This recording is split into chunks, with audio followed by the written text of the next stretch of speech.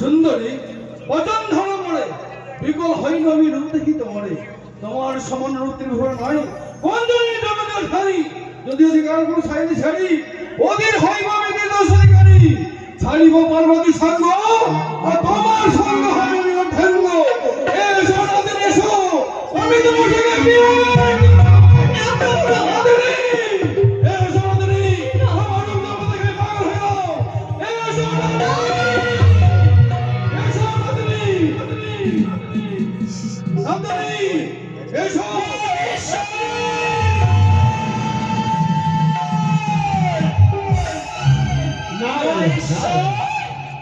চণ্ডী, তবু চণ্ডী প্রণাম হই মহেশ্বর। আশীর্বাদ করি চণ্ডী। কি ব্যাপার, আজ দেবসভা বসে আছে কিসের লাগিয়া?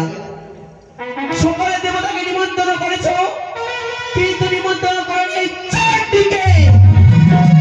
চণ্ডী, আমি তো আমন্ত্রণ পাঠিয়েছি, তুমি পাওনি। বেশ, যখন চলে এসছো, আসো তুমি আসলে গ্রহণ করো। আমার কথা ছন্দ করবে মহেশ্বর। কেন চণ্ডী? আজ তোমার গুণের কথা তুলে ধরবো এই দেবসভার ভিতর। কি? এই কি দেখি বলে তোমার মন্দির বিপরীত, মোর ঘরে ভাত নেই, তার নিত্য গীত। করুণায় নিয়ে তুমি আছো নিত্য গীতে, উপবাসে দিন যাই পুরে তাকে। আমি যখন রাখতে বসি, ভাত গড় গড়াইয়া ফুটে, হাত মধু বলে খাইতে যে বসে, নেশারে চোখেতে বলে সম্পন্ন খাই, সোনারে কার্তিক গণেশ পরে অন্যতে লাগাই, তৌকিনে ঠাকুর গোড়া লজ্জা হয়। চণ্ডী! কাম করো চণ্ডী! শাশুড়ি চণ্ডী আমার বচন, নারী যদি হয় তোমার এত আনন্দ। তুমি মুখরা চণ্ডী কি হয়েছে? কিছু নাই জানি তুমি প্রতিনিন্দা মেনে। সতী নারীর প্রতি যদি মহাদোষ হয়, তবুও স্বামীনতা করতে উচিত নয়। আর কত ছলনা করবে? 12 খানি ভেগি বুড়া, 13 খানি কুলা, কোমনা ঝাড়িব তোমার ভাই হুতলারে গুলা।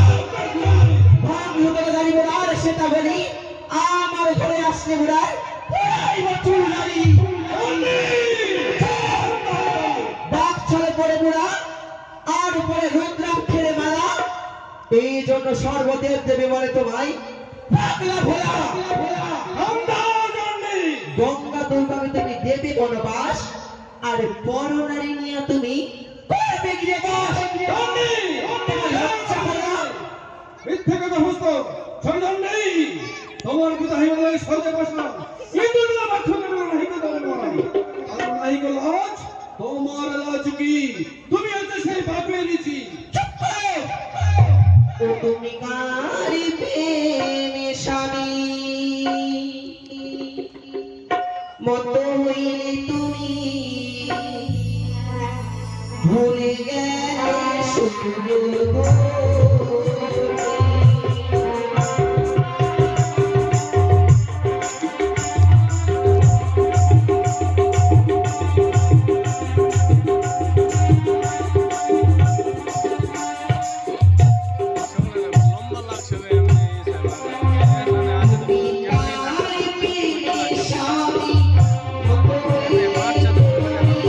ভুলে গেলে শুধু।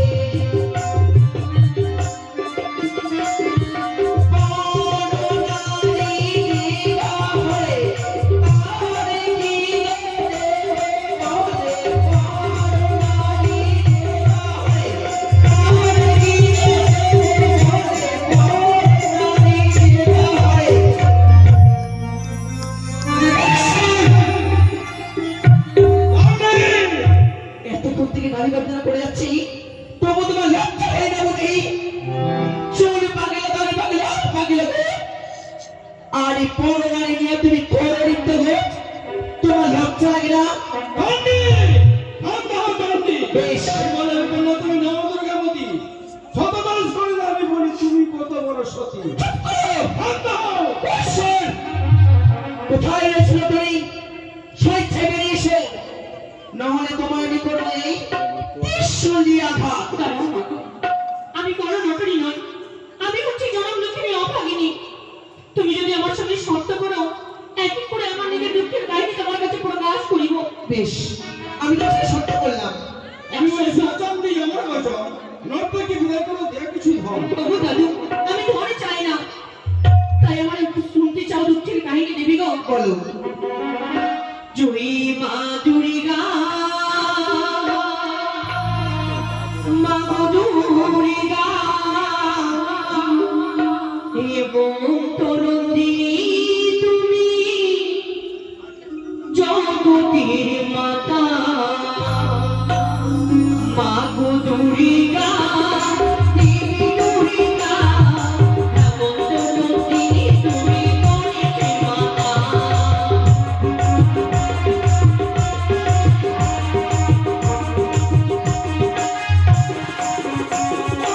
আমি বলি সরদেবী এমন তরুণী, মনমনিরা সরবই দুঃখের কালে, দুঃখের কালে।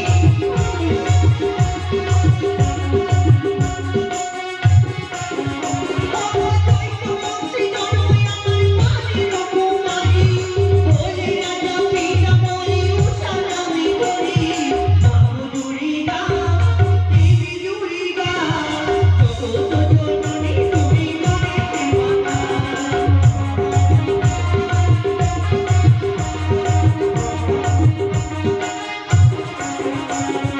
মারিয়া চলো দিল সাই রাজার ঘরে, ঘট হয়ে মেয়ে দিল চম্পানি নগরে, চম্পানি নগরে।